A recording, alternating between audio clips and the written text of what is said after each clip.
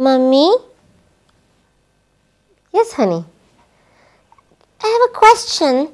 Why are we all dressed up today? And MashaAllah, Mommy, why have you decorated the house with this beautiful, beautiful, shiny thing over there? What is it, Mommy? What is it? Oh, it's spinning and it's got lights. Wait a minute. I see a mosque in there. Oh, subhanallah. Look at it. Oh, it's so beautiful. And it's changing colors.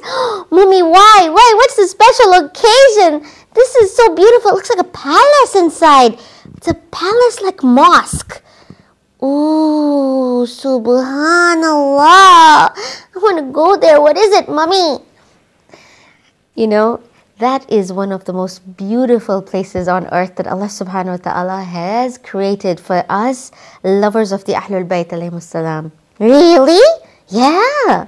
This is a very special day, and that's why we are all dressed up in our finest. You've got your beautiful clothes on.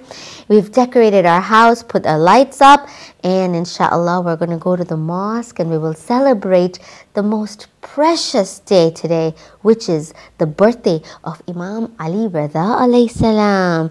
Allahumma salli ala Muhammad wa ali Muhammad. That's our 8th Imam. Mommy, is that the place, is that his house, that mosque? Is that his house? Well, that's not his house, but it is the place where he is buried. And that is his haram, which is in Khurasan. And every Shia prays that Allah subhanahu wa ta'ala gives us the special dua, the acceptance of our hajat, that we can go there. Because it is highly, highly recommended. Imam Ali Reza alayhi salam has promised that whoever comes to visit him and pay respects at that beautiful mosque will have a visit by Imam at the time of that person's death. You mean when we are dying and it's hurting us and it's like we're about to die, then Imam will come at that time to visit us? Why would he do that? Well, Allah subhanahu wa ta'ala has given him special privileges, because he's so dear to Allah subhanahu wa ta'ala, that when we are in sakaratul maut, when we are about to die, Imam will come and he will give us comfort. And he will say, you visited me, so I am here to visit you in your time of need. And seeing him will make us feel so good. Oh, I want to know more about this Imam. Why did Allah subhanahu wa ta'ala love him so much?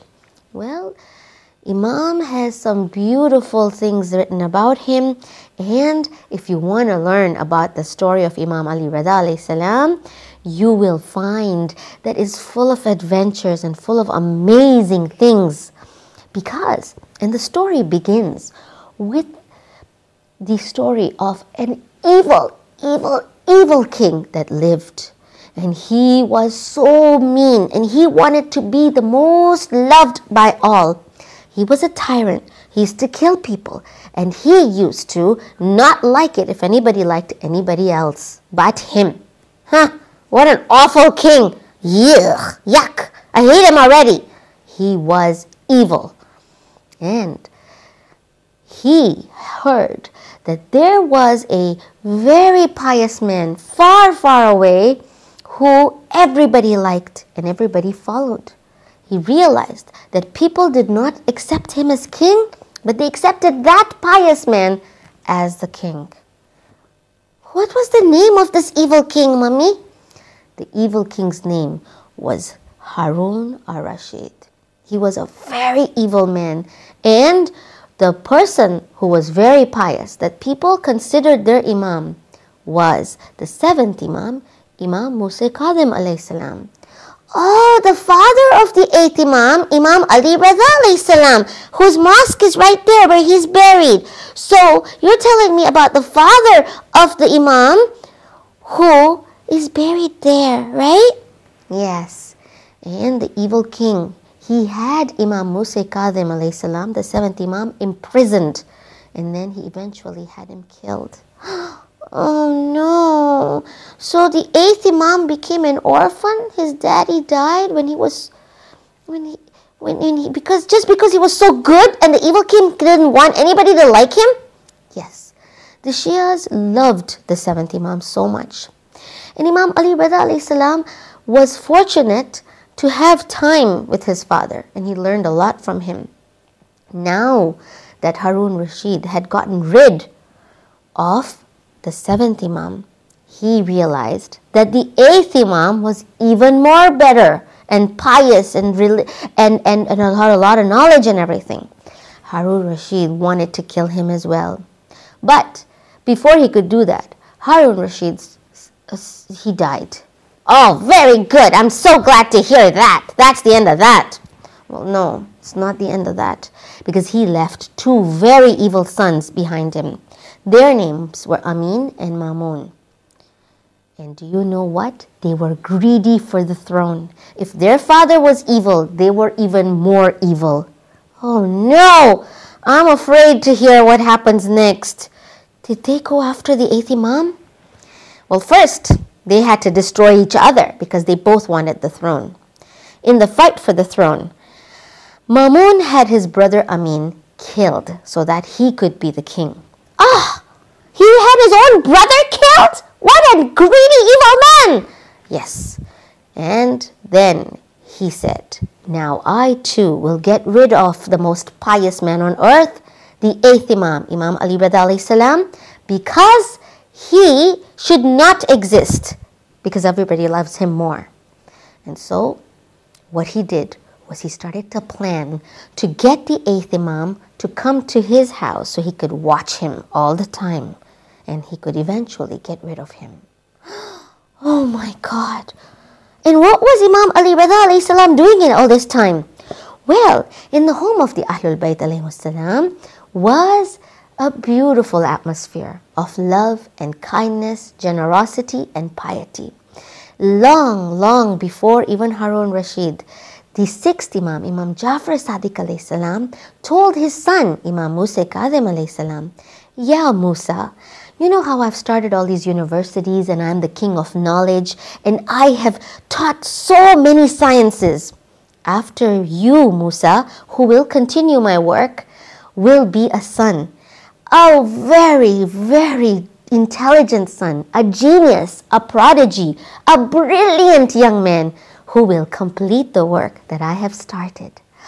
Who could be more intelligent than Imam Jaffer Sadiq alayhi salam, who was the king of every type of science we know? Yes, right. It's a good question. And you know, when I was doing my research, I find that, wow, even the Prophet ﷺ came in the dream of Imam Musa Kadhim alayhi salam, and he said to him that you soon will have a son who will be unique. He will be free of impurities. There will be none like him. Good news for you, Ya Musa Kadhim, that you will have a son that will make my family proud and known forever and ever and ever. Subhanallah. And then that baby was born. Yes, and today we are celebrating the birth of that Imam, the 8th Imam, who even the Holy Prophet ﷺ was thrilled was coming to this earth. And when the Prophet's happy about something, we're happy too. And when the Prophet ﷺ is happy about something, we can be sure Allah subhanahu wa ta'ala is also very happy. And it is found that this 8th Imam grew up to be the most generous, most pious, most brilliant man that time had ever seen, that history had ever written about. He knew so many languages. He used to speak Arabic, Persian, Latin, Greek. He even knew Hebrew, the Indian and the Balkan languages. And at an early age, it is said that at the age of 20, he was giving fatwas, and he was able to answer any question that people had for him. And people came from far and wide to meet this Imam who was known to have all the answers. And there is an amazing story of how Imam Reza alayhi salam once was visited by this man who came from far away, from a land called Sindh. And the man came to Imam and he started to speak to Imam in Sindhi. And all the people in the court were amazed, and they said, "Who understands this language? We've never heard of it before." Well, Allah subhanahu wa ta'ala had blessed the 8th Imam, for the 8th Imam was able to answer in Sindhi and answer the man's questions. And then the audience said, How did you do this, Imam? Imam said, "We are from the family of the Ahlulbayt alayhi salam." And he said, "Now watch." And he put his hand over the man. The man who only could speak Sindhi was suddenly able to speak Arabic.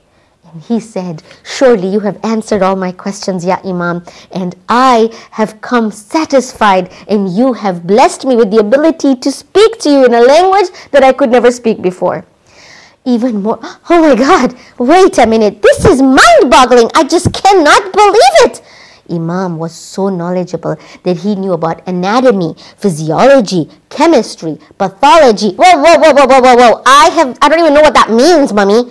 Yes, at a time when people didn't even know what bacteria is, Imam had the whole thing about pathology, and all the theories, and he wrote this amazing book called The Golden Treatise on Medicine, the Risalat al-Zahabiyya, which has all the branches of science and all the secrets of how to cure illnesses and what to eat. Amazing things. And when we talk about languages, I want to tell you about a language that Imam could speak that will really blow your mind. Wait a minute. I think my mind's already blown. How could Imam speak all these languages? Well, Imam could also speak the language of the animals. What? Yes. When Amin was dead, Mamun then started to want to have Imam Reza near him so he could kill him. So Mamun sent a caravan to arrest the 8th Imam and to take him away from his home. Oh no, he had to say goodbye to all his family and go away from Medina? How awful!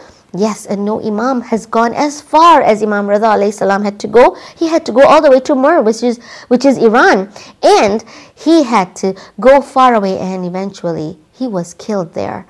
And that's why we call him Gharib al-Ghuraba, the one who died very far away from his home.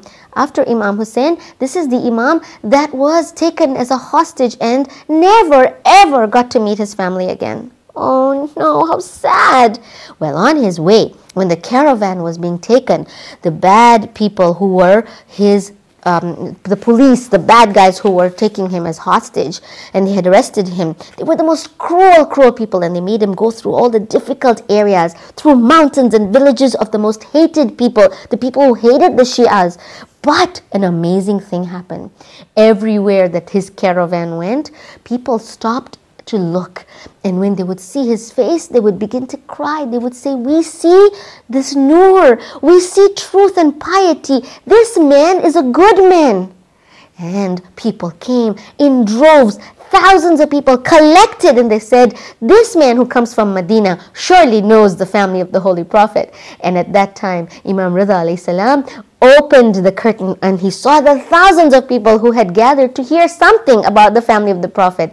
And he told them, "I am the grandson of the Holy Prophet sallallahu alaihi wasallam." And he told them amazing hadith that to this day have inspired people. And he ended up making Shias out of all those people who hated him. Along the way to Iran, he converted the whole country. And the language of the animals was spoken by Imam at that time. When he arrived at a place called Tus, all the animals came around him, the deer, everybody, and they said, "Ya Imam, don't go further. Stop, stop. And they nudged him and they pecked at him. And Imam said, yes, I know that this is the place where I will be buried. I will die here. And they said, Imam, your host, this man who calls you the evil king Mamun, he has a bad plot. He's going to kill you, Ya Imam. Imam said, I know, but this is something I have to do, for I have a reason to save Islam. And at that time, a deer came to him and came running to him. He was in the forest, and this deer came galloping towards him and grabbed him and hugged him. And Imam says, what happened? What happened? And the deer spoke to him in its language. And the deer said, there's a hunter. He's after me. He wants to kill me. Please save me. Please save me. And Imam says, why? What do you want me to do? He said, can you ask this hunter not to kill me right now? Tell him I want to feed my baby. My baby is at home, and my baby is very hungry. And Imam said to the hunter, stop. Stop, don't kill this deer. Let her go and feed her family. And she promises she'll be back so you can kill her. The hunter said, do you want me to believe that this deer can speak to you and you can understand him? Imam said, yes. And Imam said, I guarantee you, I will be the zamin that this deer will come back. And if it doesn't, you can have my blood. The deer said, the man said, well, this is interesting. The hunter said, I don't believe you, but let me watch. I'll let the deer go and I'll kill you if he doesn't return. And sure enough, the deer, after a while, came back after having fed its children. And the hunter said, surely you are a pious, blessed man. Surely you understood what this deer said. And surely anybody who uses you as a guarantor will be protected, for I will not kill this deer anymore. And that is why Imam Reza alayhi salam is known as the Imam of guarantee. And we wear the Imam Zamin. Do you know what the Imam Zamin is? Oh yeah, that's when we traveled. Like everybody, grandma and everybody, they always tie this cloth around our hand. It's around our arm. It's usually green color, and there's some money tied in it or something. That is the Imam Zamin, and in that coin is a symbolic coin, remembrance of the coin of Imam Reza alayhi salam, which used to have his picture on it and his name, saying that he is the guarantor of the person who wears this, and nobody should kill that person because Imam Reza alayhi salam had given him permission to travel safely. May Allah subhanahu wa ta'ala bless us with the joy and the great luck of going to this beautiful place. That one, yes, that beautiful mosque in Iran. Yes, I want to go there so much. Ya Allah, please send us to this beautiful mosque where Imam Reza alayhi salam is buried, so that we can say our Fatiha over there and our ziyarah, and we can get the blessings and we can be happy and we can learn more about this amazing, brilliant Imam named the Imam Reza alayhi salam, the Imam that is the Shah Khurasan. MashaAllah, yes, subhanallah, the king of Khurasan.